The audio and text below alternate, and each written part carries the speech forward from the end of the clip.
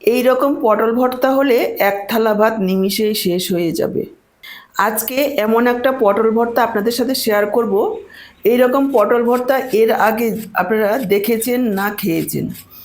একেবারে নতুন, গ্যারান্টি দিয়ে বলছি বন্ধুরা, একবার যদি এই পদ্ধতিতে পটল ভর্তা করে খান, পুরনো সব পদ্ধতি ভুলে গিয়ে বারবার এভাবেই বানাবেন।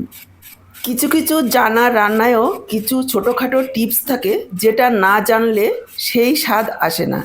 তাই বলছি, পুরো ভিডিওটা দেখুন আর কমেন্ট বক্সে জানান যে আপনাদের কেমন লাগলো। নমস্কার বন্ধুরা, আমি সোমার রান্নাঘরে আপনাদের সবাইকে অনেক অনেক স্বাগত জানিয়ে শুরু করছি আজকে দারুণ স্বাদের একটা পটল ভর্তার রেসিপি। পটল ভর্তার রেসিপিটা করার জন্য আমি এখানে 400 গ্রাম পটল নিয়েছি আর নিয়েছি দুটো আলু। আলু চাইলে আপনারা দিতেও পারেন, নাও দিতে পারেন, তবে দিলে খেতে ভালো লাগবে। পটলের উপরের যে হালকা পাতলা চামড়াটা রয়েছে সেটা দেখুন আমি এইভাবে চাকুর সাহায্যে চেঁচে পরিষ্কার করে নিয়েছি। তারপর পটলগুলোকে ধুয়ে নিয়ে এসেছি, আলুটাকেও খোসা ছাড়িয়ে নিয়েছি। এবার পটলগুলোকে এভাবে টুকরো করে নেব। এভাবে টুকরো করে নিলে কি হবে, সেদ্ধ খুব তাড়াতাড়ি হয়ে যাবে। আপনারা চাইলে গোটাও সেদ্ধ করতে পারেন, সেই ক্ষেত্রে সেদ্ধ করতে একটু সময়টা বেশি লাগবে। আজকের এই পটল ভর্তার রেসিপিটা দেখে যদি আপনাদের ভালো লাগে, অবশ্যই একটা লাইক করে শেয়ার করে দেবেন বন্ধুবান্ধবদের সাথে। আর আমার থেকে এই রকমই নিত্য নতুন রেসিপির আপডেট পেতে চ্যানেলটাকে সাবস্ক্রাইব করে সাথেই থাকবেন। বেল বাটনটা অল করে দিলে আমার দেওয়া যে কোনো রেসিপির আপডেট সবার আগে আপনাদের কাছে পৌঁছে যাবে। ফেসবুক থেকে ভিডিওটা দেখে থাকলে সোমার রান্নাঘর পেজটাকে ফলো করার অনুরোধ রইল। দেখুন পটলগুলোকে এভাবে 4 টুকরো করে কেটে নিয়ে আমি বড় সাইজের আলুটা নিয়েছি, আলুটাকেও এভাবে ডুমো করে কেটে নিলাম। চলে আসলাম মূল রান্নায়। গ্যাস অন করে কড়াই বসিয়ে দিয়েছি, দিয়ে দিলাম 1 কাপ পরিমাণ জল। জলের পরিমাণটা খুব বেশি দেব না, কেন সেদ্ধ করার পর জলটা ফেলবো না। দিয়ে দিলাম হাফ চা চামচ পরিমাণ লবণ। এবার পটল আলুগুলোকে দিয়ে দিচ্ছি, প্রায় 7-8 মিনিট সেদ্ধ করে নেব। আপনারা চাইলে প্রেসার কুকারেও সেদ্ধ করতে পারেন, সেক্ষেত্রে একটা কি দুটো সিটি মারলেই সেদ্ধ হয়ে যাবে। সাথে একটা টমেটো দিয়ে দিলাম টুকরো করে। আপনারা যদি খুব বেশি টক পছন্দ করেন তাহলে দুটোও দিতে পারেন। ঢাকা দিয়ে দিলাম, সেদ্ধ হতে থাকুক। 7-8 মিনিট পর ফিরে আসছি। দেখুন 7-8 মিনিট সেদ্ধ করে নিয়েছি। পটল আলুগুলো খুব সুন্দরভাবে নরম হয়ে গেছে আর জলটাও একেবারে টেনে গেছে, একটুও জল ফেলবো না। দেখুন এবার এই চামচের সাহায্যে আপনারা চটকে নিতে পারেন, আর তা না হলে একটু ঠান্ডা করে হাত দিয়েও চটকাতে পারেন। মোটামুটি আলু পটলগুলোকে চটকে নিতে হবে। টমেটোর খোসাটা তুলে ফেলে দিলাম। তারপর আমি এইভাবে চামচ দিয়ে করে নিচ্ছি। দেখুন এভাবে করলে যেহেতু খুব সুন্দরভাবে নরম হয়েছে, একেবারে গলে যাবে। 2-1 টুকরো একটু ছোটোখাটো থাকলে কোনো রকম অসুবিধা হবে না। তা না হলে এই রকম যদি ম্যাশার থাকে, ম্যাশার দিয়েও ম্যাশ করে নিতে পারেন। এখানে আলু দিলে আরও একটা সুবিধা হচ্ছে, ভর্তাটা একেবারে আঠালো হবে, জল জলে হবে না। যদি হালকা একটু জল জলে ভাবও থাকে, সেটা আলুতে টেনে নেবে, খাওয়ার সময় খেতে ভালো লাগবে। আলু পটলটাকে ভালোভাবে ম্যাশ করে নিয়েছি। এবার তুলে নিচ্ছি কড়াই থেকে। তুলে নিয়ে কড়াইটাকে পরিষ্কার করে নিয়ে ফিরে আসছি। দিয়ে দিলাম সর্ষের তেল। এই রান্নাটা কিন্তু সর্ষের তেলেই বেশি ভালো লাগবে। তেলের পরিমাণটা আমি এখানে বলছি না, ইচ্ছে অনুযায়ী একটু কম বেশি করে নেবেন। এখানে আমি যোগ করে দিলাম 1 চা চামচ পরিমাণ কালো জিরে, আর দিয়ে দিলাম দুটো শুকনো লঙ্কা এইভাবে টুকরো করে। এতে কি হবে, তেলের মধ্যে শুকনো লঙ্কা ভাজা যে গন্ধটা আছে সেটা মিশে যাবে ভালোভাবে, গন্ধটা খুব সুন্দর হবে। এবার আমি যোগ করে দিলাম রসুন কুচি। এখানে 8-10 কোয়া রসুন আমি এভাবে ছোটো ছোটো করে কুচি করে দিয়েছি। রসুনটাকে হালকা লালচে করে ভেজে নেব, যাতে করে রসুনের গন্ধটা তেলের মধ্যে ভালোভাবে মিশে যায়। রসুনটা 1 মিনিট মতো লো ফ্লেমে ভেজে নেওয়ার পর এখানে আমি যোগ করে দিলাম পেঁয়াজ।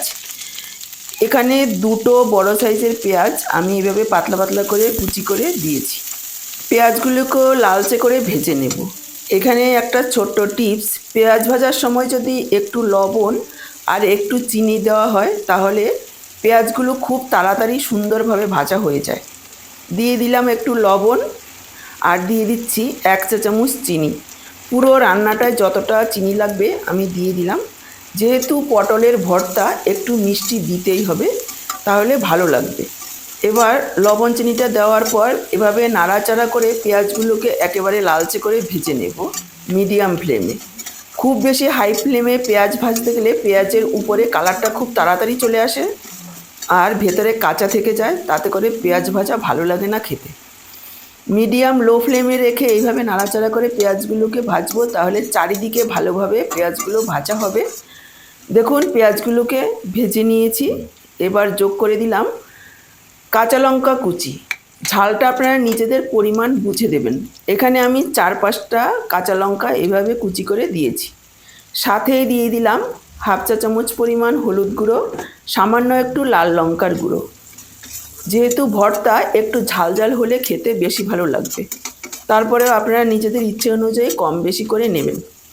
এবার 1 মিনিট মতো লো ফ্লেমে আরও একটু ভাজা ভাজা করে নেব। তারপর দেখুন এখানে আমি যোগ করে দিলাম চিংড়ি মাছ।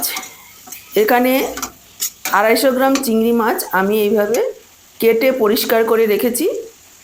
মাছগুলো দিয়ে দিলাম আর দিয়ে দিলাম পরিমাণ মতো লবণ, মাছের পরিমাণ অনুযায়ী। মনে রাখতে হবে আমরা পেঁয়াজ ভাজার সময় লবণ দিয়েছি, আবার পটল সেদ্ধতেও লবণ দিয়েছি। এবার চিংড়ি মাছগুলো দেওয়ার পর খুব বেশি সময় ভাজবো না। চিংড়ি মাছ খুব বেশি সময় ভাজলে শক্ত হয়ে যায় রাবারের মতো, তাহলে স্বাদ নষ্ট হয়ে যায়। জাস্ট 1 থেকে 1.5 মিনিট মিডিয়াম ফ্লেমে এইভাবে একটু নাড়াচাড়া করে নেব। 1 মিনিট মতো নাড়াচাড়া করে নেওয়ার পর যোগ করে দিলাম ম্যাশ করে রাখা পটল আলু। এভাবে নাড়াচাড়া করে রান্না করে নেব আরও 3-4 মিনিট, যাতে পটলের যে জল জলে ভাবটা রয়েছে সেটা একেবারে শুকিয়ে যায়। কোনো রকম জল এখানে ব্যবহার করব না। এখানে সব রকম মশলাই প্রায় দেওয়া হয়ে গেছে। লবণ চিনিটা আপনারা স্বাদ অনুযায়ী দেখে নেবেন, যদি প্রয়োজন হয় দিয়ে দেবেন। এভাবে লাগাতার নাড়াচাড়া করে 3-4 মিনিট ধরে কষিয়ে নেব। নাড়াচাড়া করতে করতে যখন দেখবেন কড়াইয়ের নিচে এইভাবে একটু লেগে যাচ্ছে, বুঝে নিতে হবে একেবারে তৈরি হয়ে গেছে। এবার এখানে আমি যোগ করে দিচ্ছি একটু ধনেপাতা কুচি। ধনেপাতা কুচিটাকেও মিশিয়ে নেব। এখানে যদি চিংড়ি মাছ না থাকে আপনাদের, চিংড়ি মাছ ছাড়াও করতে পারেন, তাতেও খেতে ভীষণ ভালো লাগবে। ধনেপাতাটা দেওয়ার পর আরও একটু নাড়াচাড়া করে মিশিয়ে নিলাম। এবার গ্যাসটাকে অফ করে দিয়ে সার্ভ করে দেব। গরম গরম ভাতের সাথে এই পটল ভর্তা খেতে অসাধারণ লাগে। বন্ধুরা একবার হলেও এইভাবে বানিয়ে খাবেন, আর আপনাদের কেমন লাগলো কমেন্ট বক্সে জানাতে ভুলবেন না। আর আপনারা কে কিভাবে রান্না করেন এই পটল ভর্তা সেটাও জানাতে পারেন। দেখুন এবার আমি সার্ভ করে দিচ্ছি। তাহলে আজকে এই পর্যন্ত, আবার দেখা হবে এইরকমই দারুণ টেস্টি কোনো রেসিপির সাথে। সবাই ভালো থাকুন, সুস্থ থাকুন। ধন্যবাদ।